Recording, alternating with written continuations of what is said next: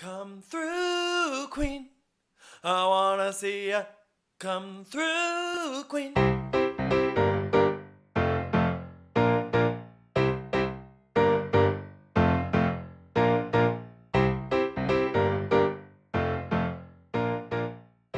Hi, everyone.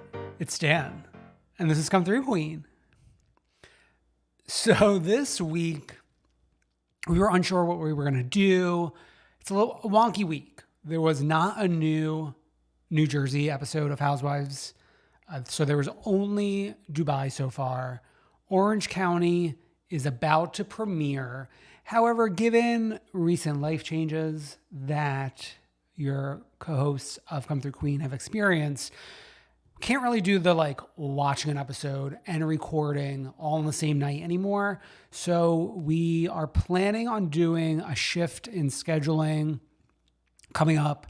We're going to start recording on Monday nights, dropping the episodes on Tuesdays, figuring that you guys would probably want the fresh takes on Jersey and Orange County, and Dubai being a little late probably isn't the end of the world. So we thought that would be a good plan going forward. So we wanted to give the chance for Orange County to air and everyone to watch, and then we can discuss as a family. Of course, if anyone's listening over at Bravo and wants to start sending us screeners, sign us up, and then maybe we can move back to Fridays. But for the time being, I think we're going to be moving the show earlier in the week, which you may like, you may not like, but it is what it is. So we don't have a regular episode planned for this week. There were things floating around that we're excited to talk about. We'll maybe catch up on it next week. For instance, Lou and Bethany's run-in at Leah Michelle's baby shower and the fallout that has occurred since is a lot of fun. Larsa and Teresa on the beach and then subsequently around the world has been a fun internet moment as well. And of course, we will definitely dedicate time to this next week. The Lindsay Hubbard pregnancy announcement during the 4th of July festivities, shockwaves around the world, footage of her rubbing her belly at the club. I am so excited for this next season of Summer House. I mean, I really could talk to myself about this for probably a half hour, but I think it deserves a proper conversation between me and Brendan. So we will properly address it next week.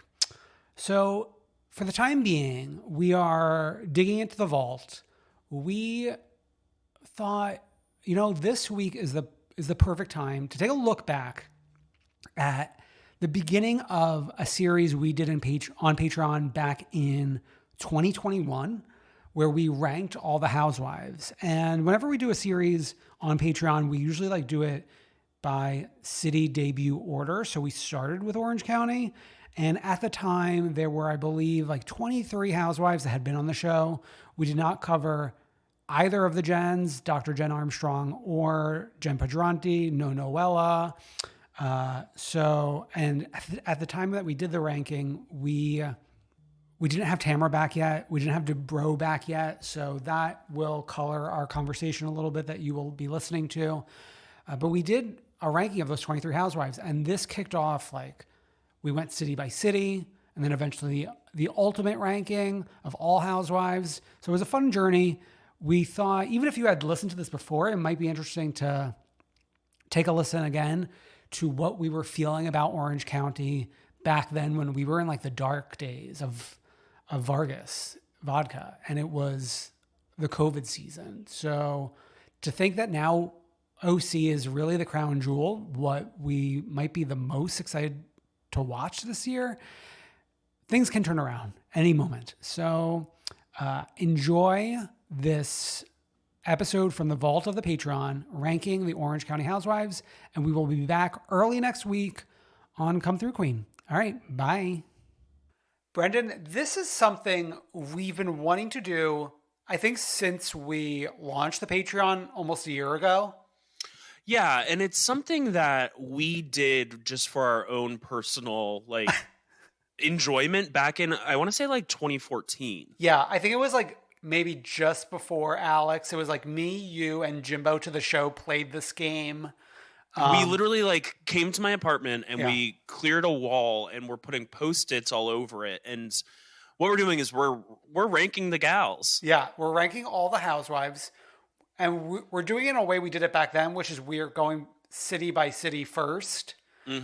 So about once a month, you're going to get a bonus episode of us revealing our rankings for each city. And the way we're doing this is Brendan and I are ranking individually by ourselves.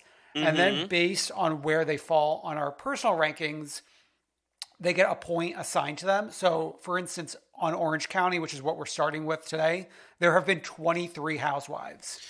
Crazy. Whoever we rank as number 1 gets 23 points. Whoever we rank in 23rd place gets 1 point. So I'm going to be revealing to Brendan how this math all shakes out.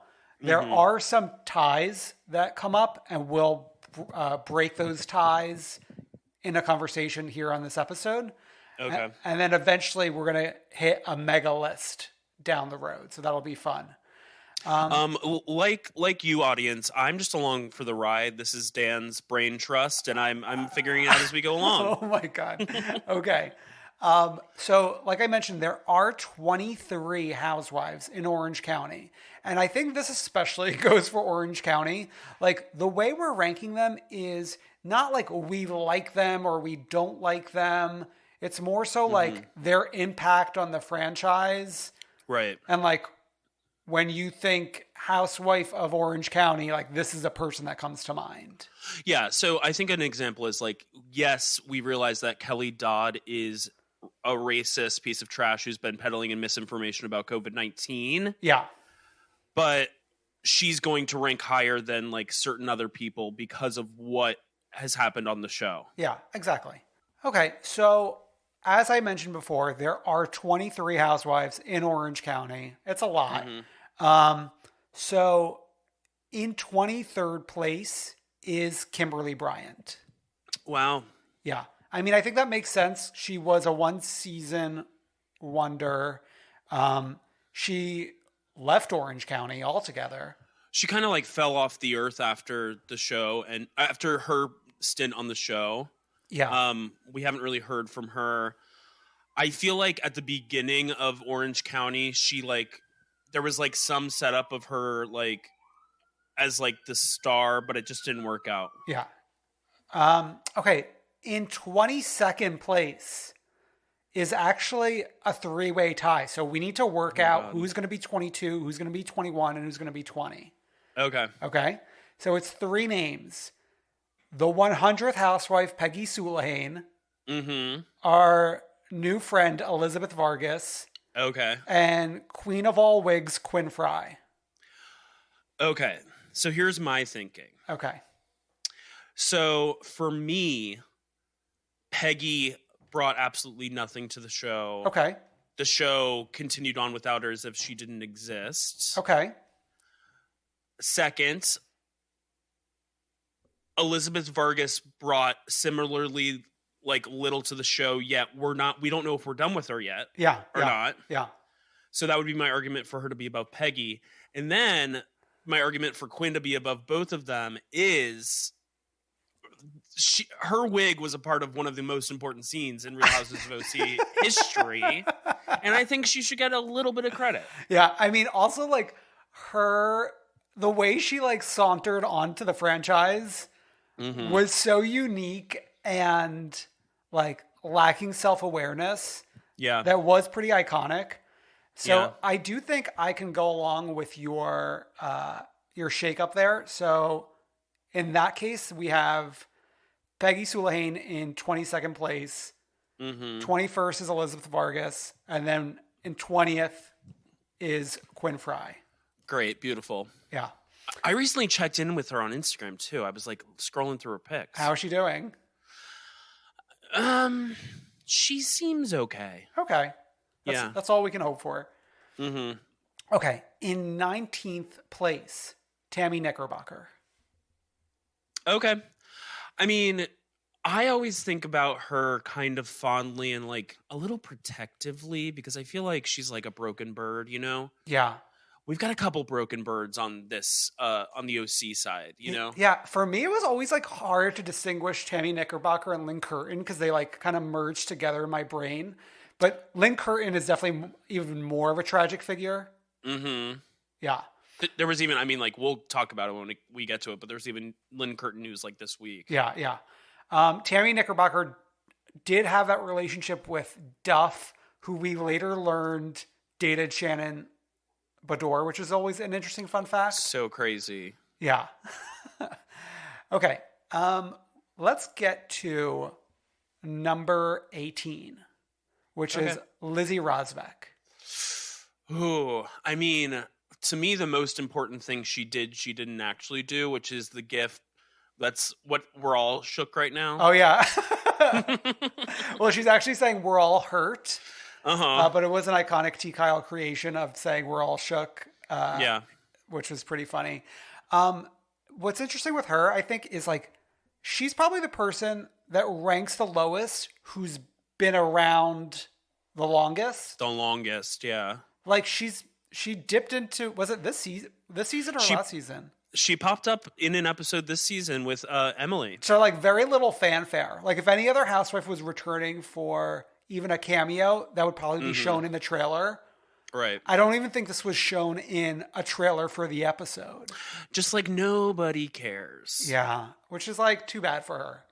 I mean, it's not that bad because I feel like she is Q adjacent. So oh yeah. Okay. She's a part of that. There's a few housewives that are Q adjacent these days. Yeah, that's true. Okay.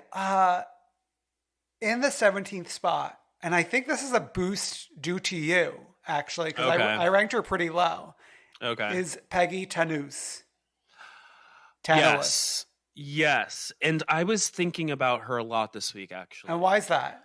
Because I think it's so interesting that she was a one-season wonder housewife, but they had the season after her season, they gave her the episode to like leave. Yeah. Which like they never do on Housewives these days. And I think it's such like an interesting, it's like she went out in such an interesting way that I believe she like deserves more attention than the other people that we've ranked so far. I just like out of everyone on this list, I can barely even remember like what was her storyline. Well, I mean, she got under Alexis's skin because she used to date Jim Bellino. Okay. So that was like a big part of her storyline. Also, like I tend to take things outside of the show into consideration when I'm doing these types of things. Sure. And I just became obsessed with the fact that she became friends with Taylor Armstrong right at the beginning of Beverly Hills. Okay. And like she was like, I think one of the only housewives across franchises who went to Russell Armstrong's funeral. Oh, wow. Which was like such a weird point. Yeah. Yeah. So I don't know. There's something about Peggy to me that I find interesting. more than our other Peggy, apparently. Yes, of course. Yeah. Okay. So in 16th place is actually a three-way tie. Another three-way tie. I know, it's crazy. So this is a tie between Joe De La Rosa, Emily Simpson, and Lydia McLaughlin. So they're fighting for 16th, 15th, and 14th place. Okay. So I feel like of the three, Joe De La Rosa like has a little bit more importance to the franchise. I agree with that. I think that there's a lot of things that Joe brought to the franchise, including like Slade, who became an iconic figure within the Housewives franchise. Yeah. They were dating. Yeah, exactly. And I feel like I would even rank Lydia above Emily because of the fact that she came back like seasons after she had already been on. Yes. I have two reasons to rank her above Emily, and it is one, I had to go on Xanax for that Lydia, which I have said over and over and over in my personal life. And then two, Lydia as Charlie Chaplin. Okay, yeah, those were two pretty iconic moments where Emily hasn't really had anything like that iconic in and of herself. Yeah, I mean, like, I know a lot of people like Emily, and it's like, I just don't think she's, for a current housewife, she's boring. Yeah. And not bringing it. Yeah. I feel like she's almost on the chopping block every year, and we're kind of like surprised to see her back. On what they call the bubble. On the bubble, yeah. And like Joe De La Rosa, I think is important because she paved the way for like a younger housewife to be an option on the cast. Right, exactly. And didn't Joe get 2 spinoffs? At least one. There was like the one where it was a dating show. Was it to date her? It was like either her or Slade, but like the premise was like exes helping people find their new mates. Okay, and what was her other spinoff? That one I can't. Didn't she have like a music spinoff? I don't think so. You know who I confuse her in my brain with? Who? The woman who was a judge on American Idol. Not Paula Abdul, obviously, but the one after her. Like the songwriter? She had a music show. Okay, yeah. That's who you're thinking of. Wow. I mean, like, Joe De La Rosa also did, like, kick off Housewives trying to have a music career. Exactly. Was that our second episode ever of Come Through Queen back in 2016? When we were, like, first episode. Talking about their, like, the Housewives singles. Yeah. Yeah. It's a deep cut. And wasn't, like, while filming that video, isn't that where, like, Gretchen and Slade were, like, meeting or something? Maybe. Yeah. Also, the fact that Gretchen and Slade are still together. Wow. I know. So I think we landed where we need to land, which is in 16th place would be Emily Simpson. And then 15th place would be Lydia, and 14th would be Joe. Good. I agree with that. Yeah. Okay. Which then brings us to 13th place, which you kind of knocked her down a little bit in the rankings with where you placed her, which is Bronwyn Wyndham Burke. Yeah. When I came to think about Bronwyn, and she was a focal point of this season of Housewives of OC, but it's like, to be a focal point of this particular season, which is like not a good season, I don't think you necessarily deserve to be up with the greats. That's a very valid point. Yeah. And like, I don't think she necessarily like has what it takes to deliver like truly iconic Housewives material. Okay. Yeah. I mean, it seems like she like wants to be on a reality show, but like maybe Orange County Housewives is not the right format for her. Yeah, and it's like there's elements of her that like on the surface seem to be perfect for reality TV. Like she's got like the weird mom, the big family. Yeah. She's going through a couple like personal journeys in her life. But like when we're actually landing on these things, are you enjoying yourself? Yeah. That's something to I'm consider. not. Yeah. Yeah. Okay. In 12th place, a strong showing from Lynn Curtin. Not similarly, but like Lynn is gone and often forgotten, but the seasons that she was on, what she was showcasing, or like what the world saw of like her family and like all of that mess and everything was iconic reality television. I'll never forget where I was when her daughters got served the eviction papers on camera. Yeah. I mean, this was like around the time where OC was becoming OC. Yeah. And I think like the tragedies of her life sadly contributed to it becoming like more riveting television. Yeah, exactly. Yeah. I remember her getting a facelift and then like being like drugged out on their trip that year, and just like the cuffs, like she brought it all. The Lynn Curtin like cuff. She was going through like awfulness in her marriage because her husband was lying to her about the financials. Yeah, yeah. And I just remember like there was like an episode where she had a sad meeting with him like in a sad hotel room that he was staying. Just like a lot of sadness and darkness. Yeah. But riveting television that is part of the history of Housewives. Yeah, for sure. Okay, we have one last tie to settle, and that's for Okay. 11th and 10th place. So like it's kind of like a big deal to like be in the top 10 here. Right. So that is a fight between Gina Kirschenheiter and Gina Keogh. The battle of the Ginas. Ooh. Why don't you say what you think it should be? I personally ranked Gina Kirschenheiter a little higher than Gina Keogh. Mm-hmm. But I think like, I don't know, like I think Gina Keogh in the beginning was kind of like the star of the show, but in a way that I didn't want, which was like, this is a family program. Yeah, sure.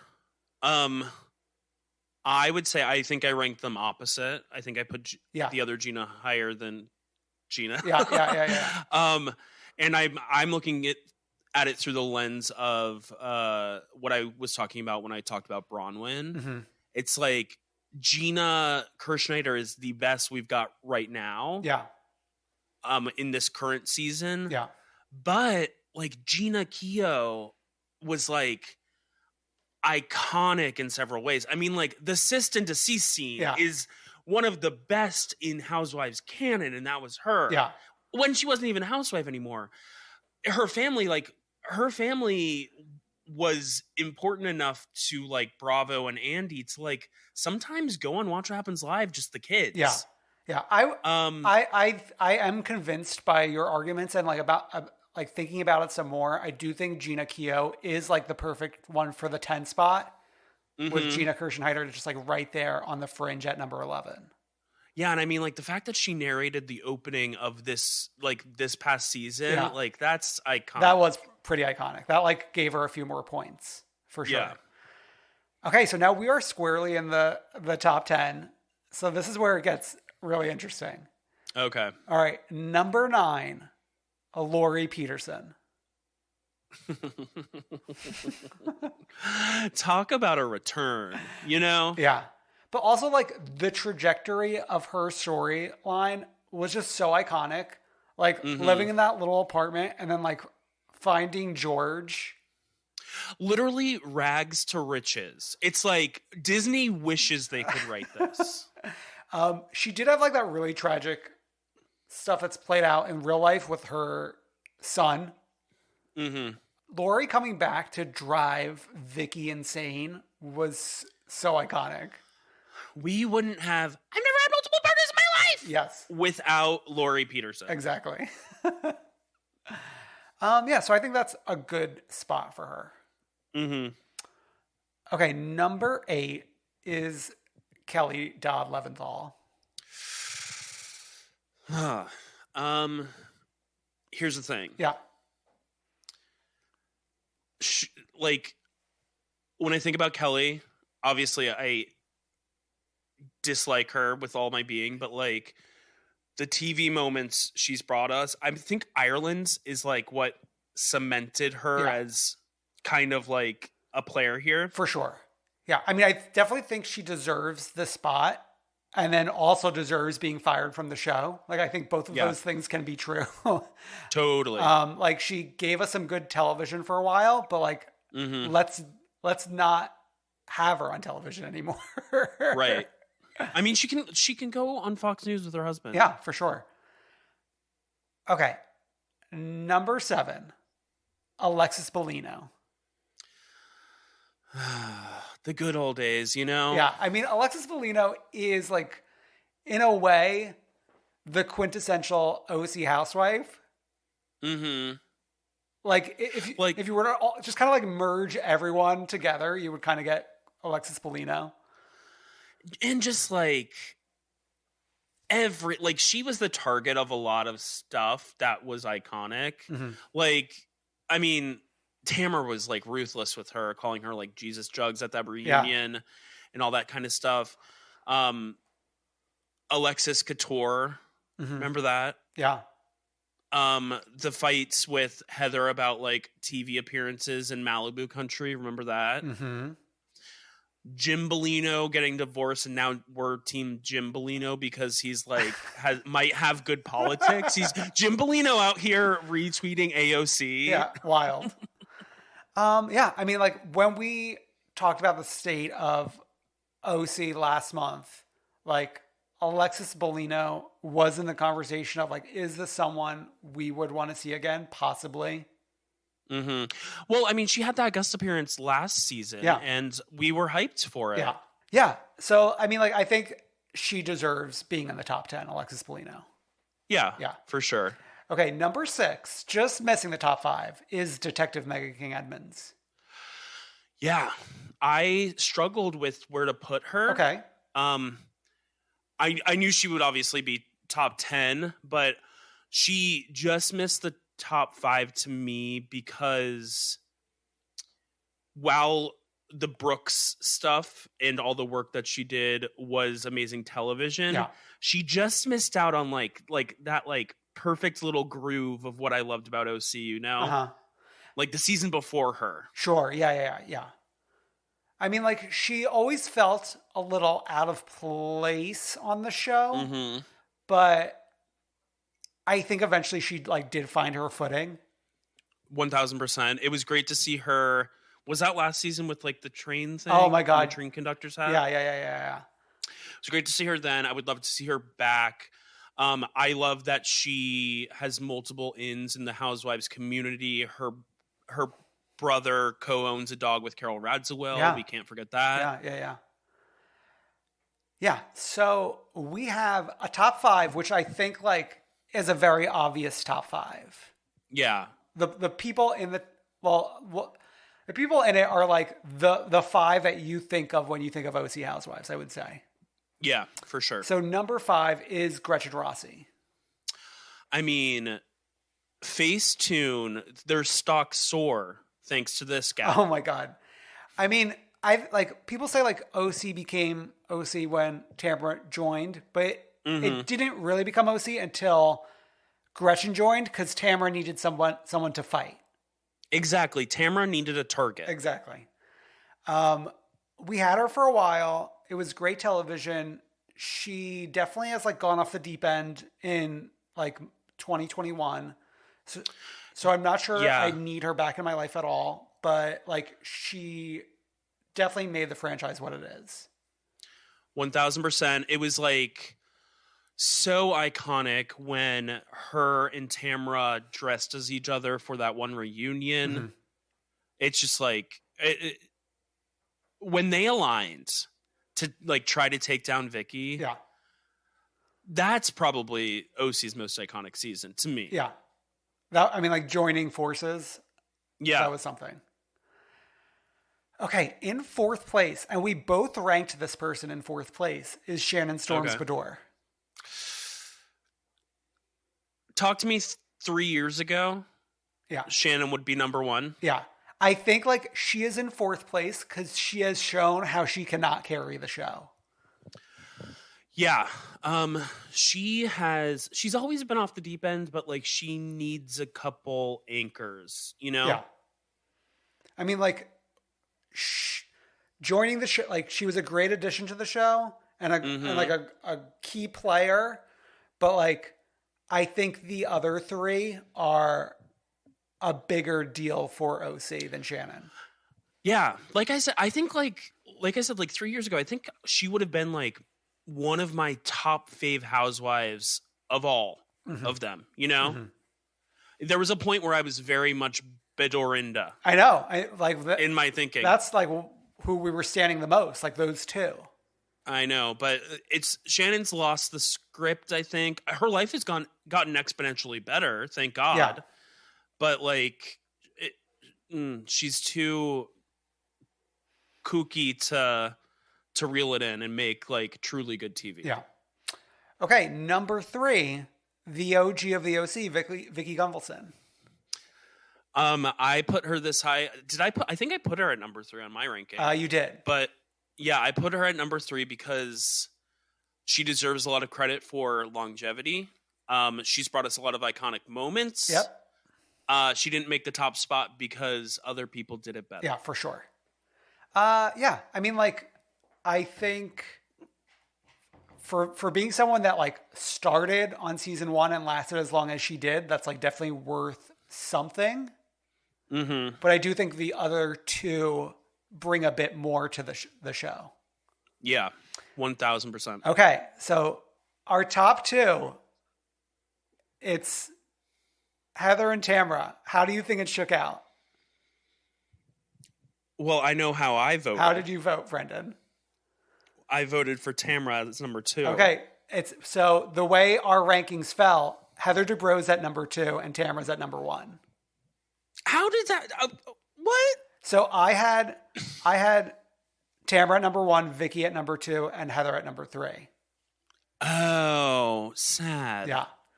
So, but it's off by 1 point, so they're very, very close. But Right. to me, I mean, yes, Heather Dubrow is iconic.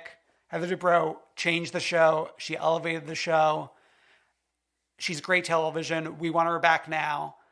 Mm-hmm. But to me, like, Tamra Judge is the face of OC. I see that 1,000%. The reason I put Heather Dubrow at number 1, and I feel like every week on this podcast I'm bringing up Heather Dubrow, like literally every week on this podcast I'm bringing up Heather Dubrow, but like to me the rightest and tightest years in OC were the Heather Dubrow years. Yeah, for sure. It felt like we were doing something. It felt like everyone knew what their role is. We had figured out this show. Yeah. And before BH and AH, the show just isn't the same. Yeah. I mean, I agree with every single thing you're saying, but like to me, she'll never be the face of OC. Right, because I mean, Heather Dubrow inherently isn't OC. Exactly. It's like, it's kind of like, why are you even living here at this point? like, you know, LA is like 2 hours north. You could go there. Yeah, but I think she probably gets more bang for her buck in OC. Yeah, 1,000%. Tamra is a legend on the show. Yeah. There's nobody who does it like Tamra. Nobody's willing to get in the weeds quite like Tamra is. And literally, I mean, like last season on the show, wasn't she like in a bush? Yeah. Yeah. So I think like this shook out how it should. I don't think there's any like placement that really makes me upset. yeah, same. Yeah. I'm curious to see like how things will fly for like more for cities where like there's more of a competition. Yeah, I can see us getting to New York and it being hard. I could see it being very hard. Yeah. And then like I feel like people will be like mad if like Leah Mobb isn't ranked high because she's only had 1 year, because New York is a place of legends. Yeah. I mean, but that goes into, I think that goes into play as shown by our OC ranking. Like your longevity matters as well. 1,000%. I wish that we were in non-COVID time so we could do this with Post-its again. Oh my God. Like we really looked psychotic, like trying to solve a crime with names on the wall. And like, meanwhile, like at the time I had roommates. So it's like, Yeah. roommates who don't care about this shit. So we were doing this in my living room. Wow. Yeah. Fun. Yeah. We released that. I just wanted to mention, I think sometime during this past year, I posted that to the Facebook group, the ranking that we did back in 2014. Yeah. So if you want to go look that up and argue about things, I bet if you just search like Peggy Tenuous in the Facebook group, you'll find it pretty easy. Yeah. We're going to post this, I think, across our socials so you could like see it in paper, like number 1 to 23, and follow along with this journey. Yes. Okay. This is exciting. Yeah. So can't wait to do it again. We will be back very soon with our next city. But until then, we'll see you soon. Bye. Bye.